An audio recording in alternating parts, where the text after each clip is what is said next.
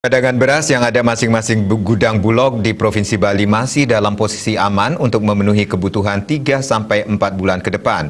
Kondisi tersebut terjadi meski Bulog kini mendistribusikan cadangan beras pemerintah untuk tambahan bantuan PPKM darurat dari Kementerian Sosial.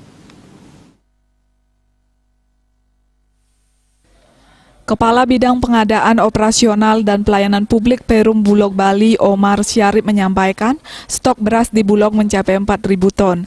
Bila disalurkan untuk bantuan tambahan beras PPKM darurat dengan jumlah 10 kg untuk 217.000 keluarga penerima manfaat KPM atau disalurkan sekitar 2.170 ton, stok atau cadangan beras yang ada tinggal separuhnya. Estimasinya sisa dari jumlah stok beras yang disalurkan melalui program Kemensos akan mampu memenuhi kebutuhan sekitar 3-4 bulan ke depan. Itu pun bila tidak ada aktivitas mendesak yang mengharuskan CBP keluarkan kembali. Stok beras tidak perlu dikhawatirkan karena Bulog menerapkan manajemen stok. Ketersediaan beras di gudang Bulog tidak mungkin sampai kosong.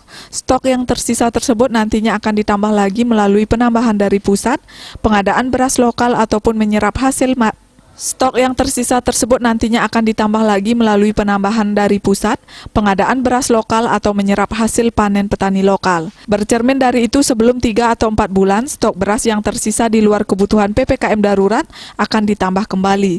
Stok atau cadangan beras ini tidak mungkin sampai kosong. Cadangan beras ini juga difungsikan menjaga kemungkinan terhadap berbagai situasi yang terjadi, sekaligus menjaga sirkulasi beras. Jadi, beras yang disimpan ini tetap dalam kualitas yang baik. Omar Syarif menambahkan sisa waktu tahun ini hingga Desember mendatang untuk serapan beras atau pengadaan dari hasil panen petani lokal, Bulog Bali menargetkan hingga 500 ton. Target tersebut realisasinya sampai saat ini sudah mencapai 2.000 ton. Pengadaan beras tersebut dominan merupakan serapan hasil panen dari petani di Kabupaten Tabanan. Manik Bisnis Bali melaporkan.